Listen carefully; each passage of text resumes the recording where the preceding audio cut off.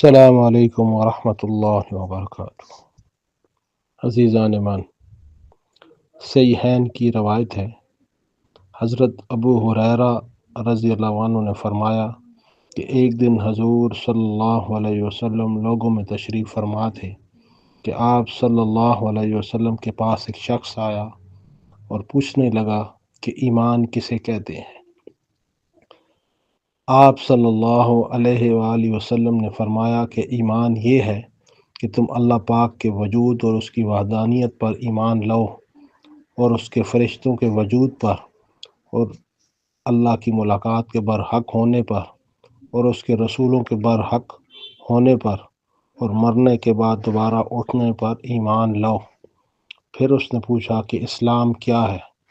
آپ صلی اللہ علیہ وسلم نے پھر جواب دیا کہ اسلام یہ ہے کہ تم خالص اللہ کی عبادت کرو اور اس کے ساتھ کسی کو شریک نہ بناؤ، اور نماز قائم کرو، اور زکوٰۃ فرض ادا کرو، رمضان کے روزے رکھو۔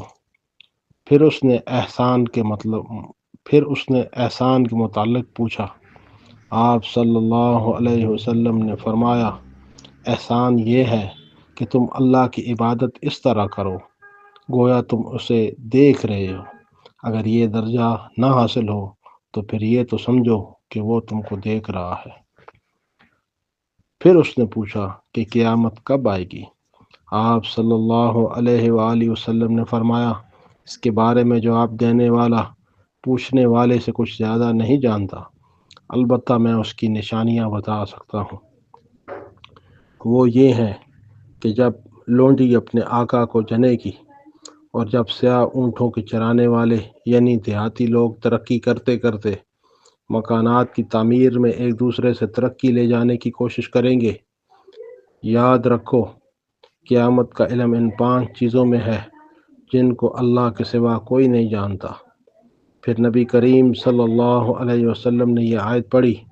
ترجمہ: سمجھ رکھو کہ اللہ ہی کے پاس قیامت کا علم ہے، وہی بارش نازل فرماتا ہے، اور ماں کے پیٹ میں جو کچھ ہے اسے جانتا ہے۔ کوئی بھی نہیں جانتا کہ کل کیا کچھ کرے گا، نہ کسی کو یہ معلوم ہے کہ کس زمین میں مرے گا۔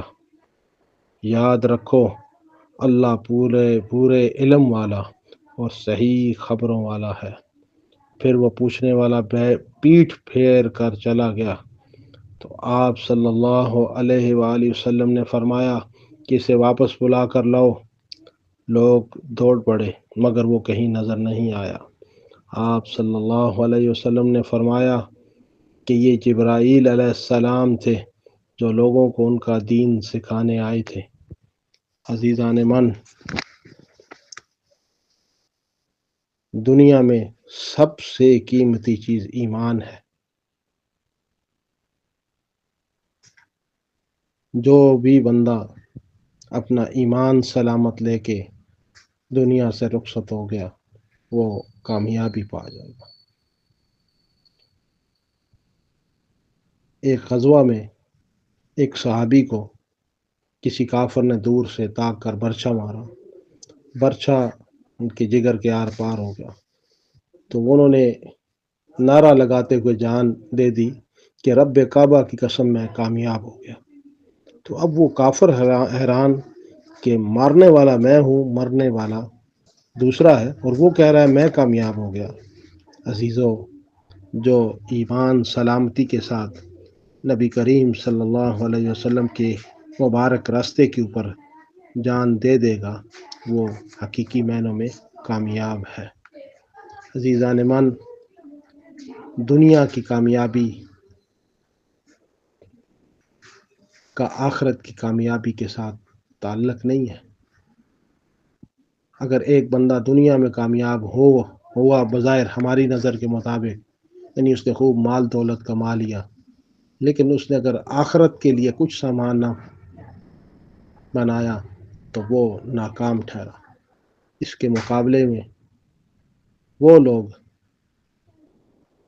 جو دنیا میں تو مصائب برداشت کرتے رہے اور بظاہر ہماری ناقص سوچ کے مطابق وہ ناکام تھے، لیکن وہ اللہ کے حکم اور نبی کریم صلی اللہ علیہ وسلم کے مبارک طریقوں پر زندگی گزارتے رہے تو وہ لوگ ہی اصل کامیاب ہیں۔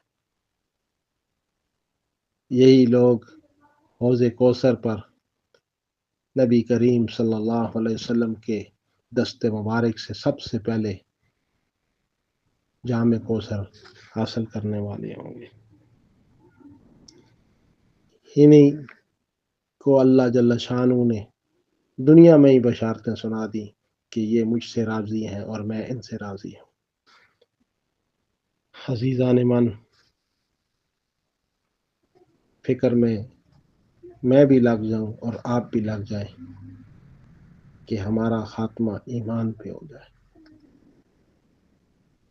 جیسے اعمال کا دار و مدار نیت پر ہے، اسی طرح آخرت کا دار و مدار خاتمے پہ ہے۔